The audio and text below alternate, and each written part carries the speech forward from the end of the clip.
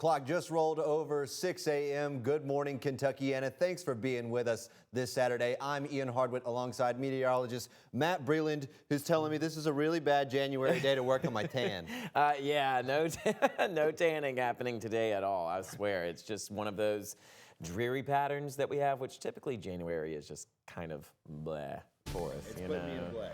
Yeah, just keep on sipping your coffee. You'll get out of it, I guarantee it. Well, we do still have this dreary pattern still sticking around for our Saturday morning. A few of those showers that we saw focusing towards our southernmost counties, those are beginning to make their way farther off towards the east, but we are still left behind with this cloudy trend for the next upcoming hours. As of right now, though, we are starting to enter a bit of a break in those rain showers. You'll notice them trying to break apart gradually across portions of Kentuckiana. A few very small showers popping up around southern Indiana and near Louisville, but as we head throughout the remainder of the day, we are still likely in for a bit of a cloudy trend. But as I mentioned, right now, staying dry across Louisville Metro. This be brought to us by the U of L Health and also Bachman Auto Group. Temperatures right now staying into those mid to upper 40s for us. 46 near Linden, 47 here in downtown, 45 near Iroquois Park. Some areas a bit cooler than others. 40 near Bedford, 40 Seymour, 47 Hodgenville, and 50 near Mumfordville. As I mentioned, as we continue going throughout the rest of the morning time, we'll start seeing these showers ease up. Later into the afternoon, I am expecting a secondary round of showers to briefly pass through Kentuckiana, bringing in the return of some of those passing light rain showers. But these north winds are going to really bring in some quick, cool temperatures as we head into the later hours of the night. We're dropping into the 30s, eventually the 20s.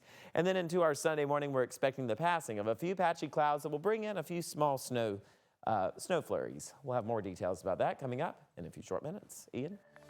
And now for the news. A man was shot multiple times near 31st Street and Young Avenue on Friday. This death marks the first homicide of 2026 in Louisville.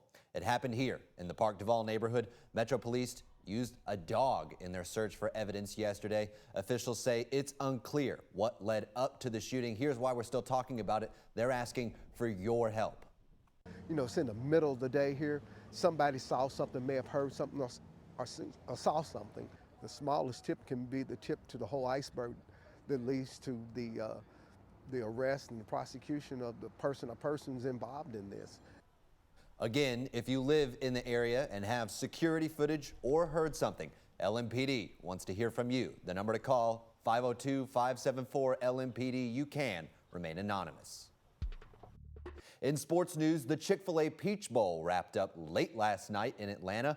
But for Hoosier fans, they've waited long enough to see their team advance to the national championship. WHAS 11's Sarandon Raboyne was on the road there and brings us a look at all the action.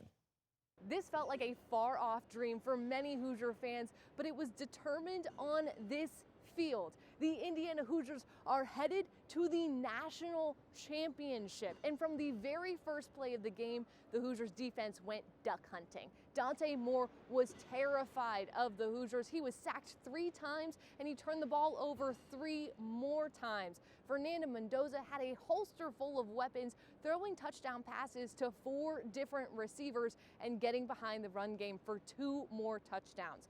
In the end, there was no doubt Hoosier, the best team on the field, was. We want to always dominate teams. It's not an easy thing to do. We do it a lot, but we make it a little easy, but it's really not. It all started with Pons' pick 6. It's going to be running for an Indiana touchdown! And it was just an amazing feeling, just walking into the end zone. On the first play of the game. And then they put a nice drive together, had us off balance a little bit. We were able to generate, a little momentum there at times, but we were so far in a hole that you really couldn't create yourself out of that. Everybody does their job. We never doubt anything. I always trust that my teammate's going to do his job. He's really fast, but he's not as fast as Mendoza. I thought he was incredible. He was great. I also thought our receivers made some nice contested catches. I thought Surratt was on fire. Charlie Becker made some big plays. EJ and Cooper got in the act as well, and when it wasn't there, Fernando used his legs. I mean, he was on top of the game, and it was a huge difference, his performance in this football game. Mendoza, end zone, touchdown! So my job is to be effective with making, really accurate balls and really great decisions, and that's what I pride myself on every single play, and so I'm glad those results have came. Thought it was just the Red Seats, but it was the Indiana fans. Thought we can go verbal speaking cadence, but, you know, it was pretty loud. Having that home environment on the road, when we got a playoff game, a meaningful game, we call it the fans our 12th man. So to have that environment and have them being here supporting us, it means a lot. It's all about believing. You know, he came in here and he told us, hey, we're going to win. And, you know, we bought in immediately. And, you know, he's the GOAT. He's the dog. There was a lot of skepticism after last year that we were a fluke, and we've just built off our successes, and we've won some big games on the road. None of that matters. All that matters right now is the national championship.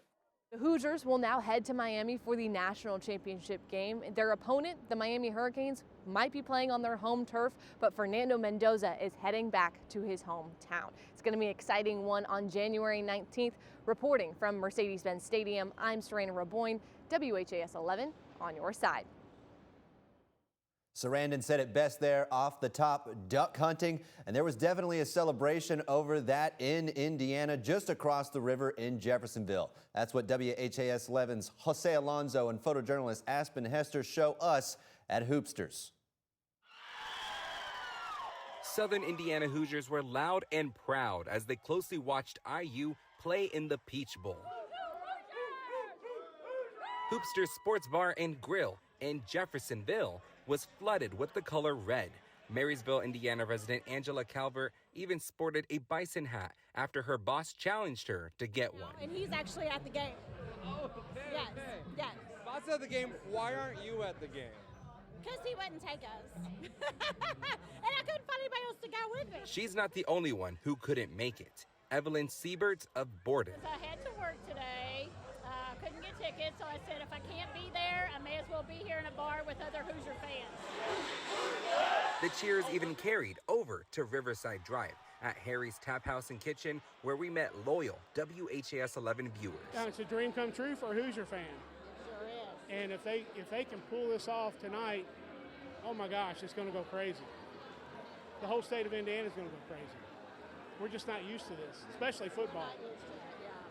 We're sure loving every minute of it right now. Loving every moment, especially after every touchdown. Which Sellersburg, Indiana resident Troy Bio says is brought on by his lucky charm. I went to the Rose Bowl in California, bought this chain, we won, so I'm like, let's bring it on, dude. Good luck. It's been a historic season for IU. Indiana won its first Big Ten title since 1967, beat Ohio State for the first time since 1988, earned the #1 seed in the college football playoffs, and won its first Rose Bowl. RFG reformulated gas costs you more money at Louisville gas stations, about 10 to 35 cents more a gallon. The goal to lower gasoline's impact on air quality. Kentucky Republicans originally released a statement yesterday saying the Environmental Protection Agency lifted the requirement on the reformulated fuel, but retracted it later last night. RFG has been in our pumps locally for 3 decades. Democrats, Louisville Mayor Craig Greenberg and Kentucky Governor Andy Beshear have also asked the EPA to drop the requirement. On the mistake, Republican State Senate Majority Spokeswoman Angela Billings told WHAS 11, this evening our office issued a statement regarding an announcement issued by the EPA. Initial reports indicated that a recent final rule issued by the EPA was the announcement we have been expecting for the Louisville area. However, upon further review, it was actually for a different area of Kentucky. 8 black business owners in Louisville signed a $25,000 line of credit without having to put up collateral. A deal between Louisville's Republic Bank and Amped made it possible by giving business owners a chance to expand. The line of credit works like a credit card. A variety of businesses benefited, from a fashion accessory saleswoman to junk hauling to video production. One woman is borrowing money for the first time to open Key Lux Beauty Bar, a salon in Newlood, to give graduates from her nail academy a place to work. I wanted to get out of the struggle and just make an environment for people to be able to actually make some money and feel good about themselves and do what they love to do. Kentuckiana Johnson there said she's looking ahead to February 28th as the salon's opening date. Amped offers business coaching and technology training along with a musical academy for kids.